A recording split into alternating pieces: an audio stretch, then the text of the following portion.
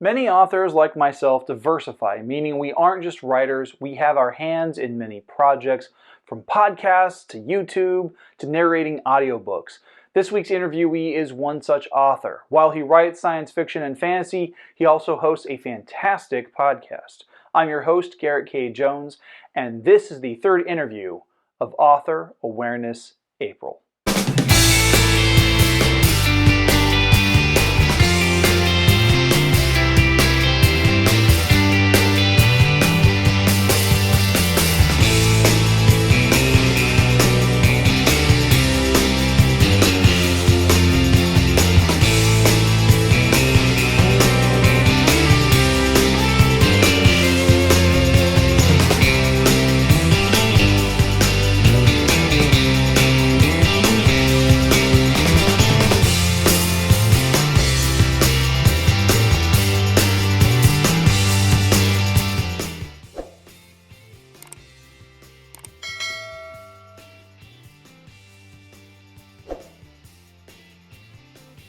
Happy Saturday and welcome back to The Right Way. 2 great interviews down and 2 more left, including this week's. But before we jump into today's interview, here are a couple of things that you need to know all about.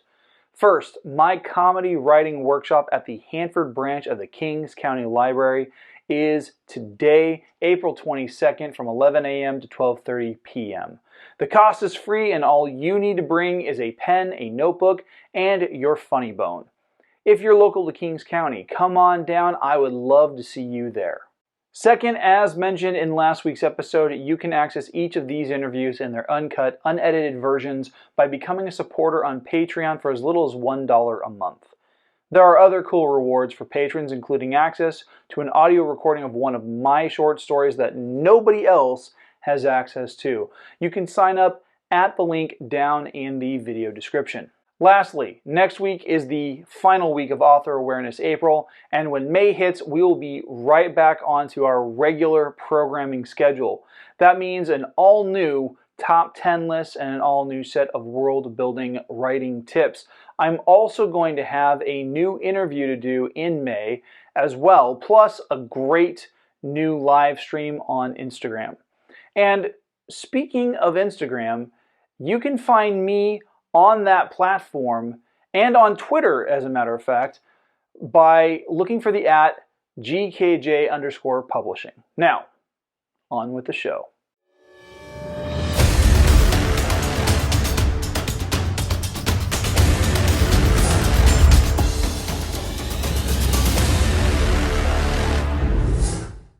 I connected with this week's guest when he was looking for authors to interview on his podcast, the ART Podcast. We had a great conversation about writing and world building, and I wanted to return the favor. So I invited him to be a part of this season's marathon. He has a lot of great ideas, and I hope that you guys get a lot out of today's interview. So, without any further ado, here is AR Mirabal. How you doing today? I'm doing very well. Awesome. Welcome to the show. My first question for you is, what do you write? What is it that you've created that people should know about? I gotta say, I like that question. I feel like people either ask the most baseball question, oh, so what's your first and last name? Or they ask you deep end, so what's your book about? I write sci-fi fantasy, science fiction fantasy. I was just talking to a friend of mine about what that really means yesterday, and we really couldn't dabble on anything. I would say that my inspiration comes from Asimov, Philip K. Dick, just situations where you basically make a fantasy world where the technology is almost magical, but it's just in a time frame completely different than the one that we recognize. Kind of like Arthur C. Clarke. Yeah, or Douglas Adams, which is my, the GOAT, the Hitchhiker's Guide series, saga, however you want to name it, by far is just the reigning example. And then, of course, I actually made a video about it recently because I had just recently actually read it myself. Frank Herbert. I mean, I would say that is easily the closest recommendation or a rec book that there is to my type of work. Just that the whole almost religious aspects of how technology becomes and just everything about that. I'm a huge lover of not just inventing far off technologies, but like wondering how society would treat such a technology. Like teleportation is awesome, but how would that actually affect society? It's something that I always like make fun of, like with my friends about, just talking about conspiracy theories and history and everything. But one of the most annoying parts of being a human in this aspect of it right now is that for as much as you can like fathom and collect data and sit there and articulate all these different things, you're also still in life. So for as much as you can talk about, or we can sit here and talk about, for example, corporations are evil and XYZ, that's not going to stop either of us from showing up at Monday 9 to 5. That's how life is. Like we're a part of the life that we're in.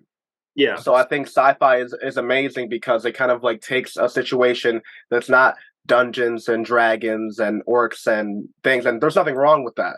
But it proposes a future in which we know, but just let's say 50 years in the future, 100 years in the future, and from that outside perspective, now we can the same type of environmental changes, the same type of societal things that we can pick apart.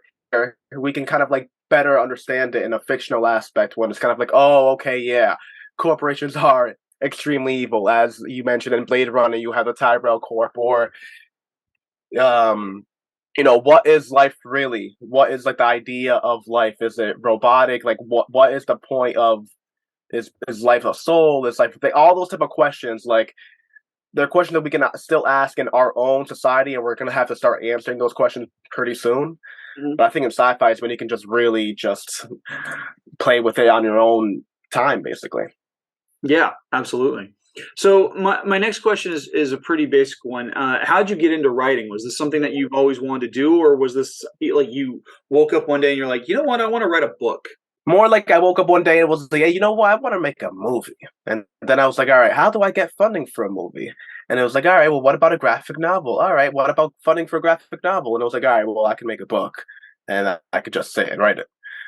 And that is really what started it all. I had an idea, which was at first kind of like a daydream type of thing of basically the entire block of what my story is, start to finish, and not even just my first book. I mean the entirety book saga that I have mapped out. And it took me about like a year in order to diagnose that. I was going to engineering school at the time, and I would tell my friends, just like as we would smoke, we would we would just make conversations, and I would say that just to entertain my friends. And after a while, it wasn't just like a story I would say. It was something that I would think about all the time. I got like obsessive with it and went to sleep with it and woke up with it. And then when it was fully formed in my head, I mean, book 1, book 2, book 3, that's when I started thinking, all right, well, maybe I should actually start doing this instead of just, thinking about it and fantasizing all my life. That's awesome.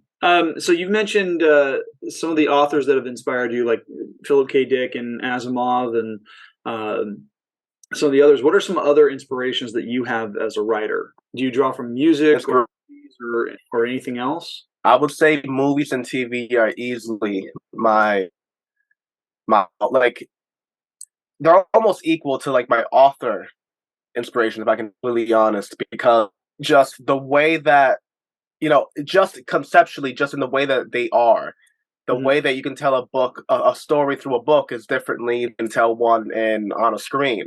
You can there's certain liberties that you can take, and the way that, and there's always people finding new ways to do either thing. Mm-hmm. When you read something amazing, when you like watch something amazing, and they are able to convey something in a way that you haven't seen it before, then it's immediate inspiration. Breaking Bad, the whole good guy turned villain in our eyes, and then when you get to the end, you have the realization of like, oh, well, maybe he was the villain the entire time, and he just lived in a world that made him have to put up that front, and then when that was stripped away, so was the front. That whole dynamic is a major inspiration point for a main character, Zako. Obsessed. I mean, I became obsessive with an idea that just how people can interact within time frames. That like this person in 1940, whatever, great person. This person in 1955 is now, a horrible person. And I just picked those years out of random. And yeah, I love that more than anything. So yeah, definitely Breaking Bad, music every here and here. I love a good. I almost laugh sometimes when I watch like a good TV show or a movie, and like the background music is so good that you're like, wait, this music is like carrying the scene right now. If this scene was happening without that, I wouldn't be feeling any of this emotion. So I would definitely say that all those things add up. There are certain times I'm writing a book where I hear kind of a background music in my head of like, oh, what's around the corner? But yeah, Being a writer brings all sorts of challenges and difficulties with it. So, my next question is: what has been the hardest part or the biggest challenge that you have encountered in the creation of your work? honestly, myself. Every time that I should be writing and I procrastinate, every time that I was like, all right, I'm gonna get XYZ done today, and it ends up happening within 3 days. Easily, I am my own worst enemy. Yeah, but like I guess like to not be like so philosophical about it.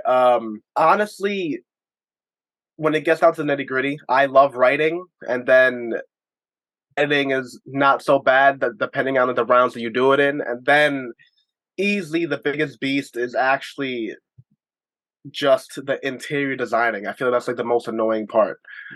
And even just like the thought of it will honestly get me to procrastinate just a little bit harder because it's just like knowing the challenges that's going to come with it.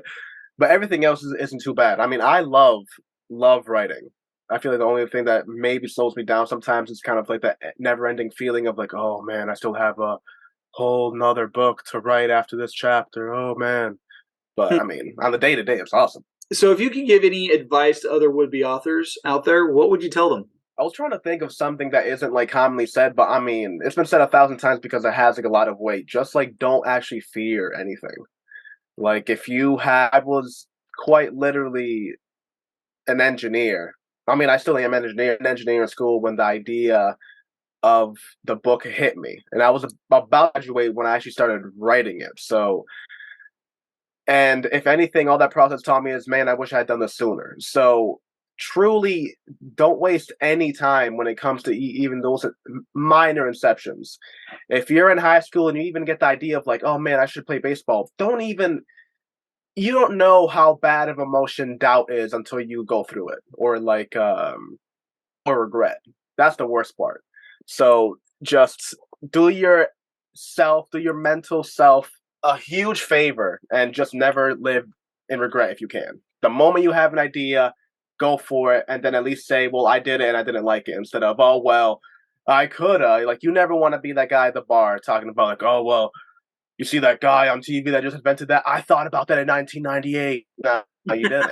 You might, sure, you did, but you didn't do anything about it. So, what really did you do? Well, awesome. We're getting ready to wrap up here. So, how can people get a hold of your work? How can people connect with you? How can they uh, read what you've written and apply it to their own lives? Neotino.net is like the company name, the publishing company, the graphic design company. That's just like the helm of everything that I do. The short story that I was talking about, which is called the Saint Nick Protocol. I had just finished that.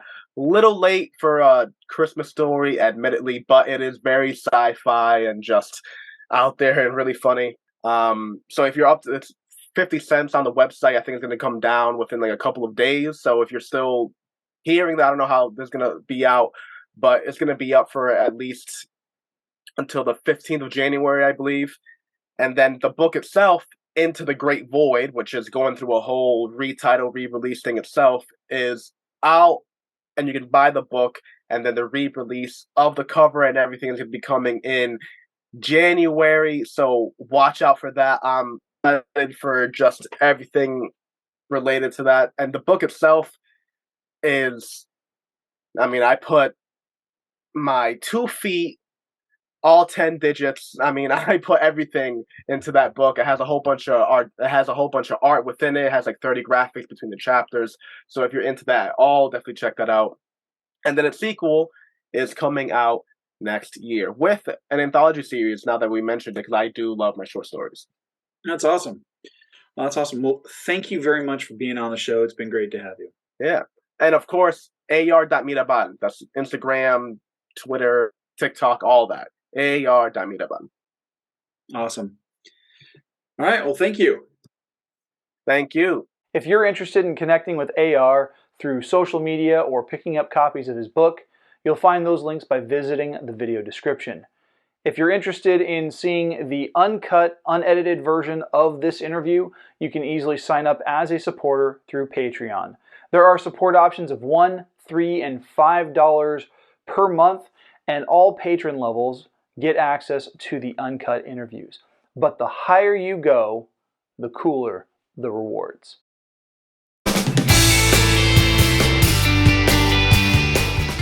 Hey, thanks for watching. Please hit like, hit subscribe, and hit the bell for notifications on new videos. You can support this channel on Patreon and the merch store. Those links can be found down in the video description. And make sure to tune in next week for the final interview in this year's marathon featuring fantasy author Jacob Lantham.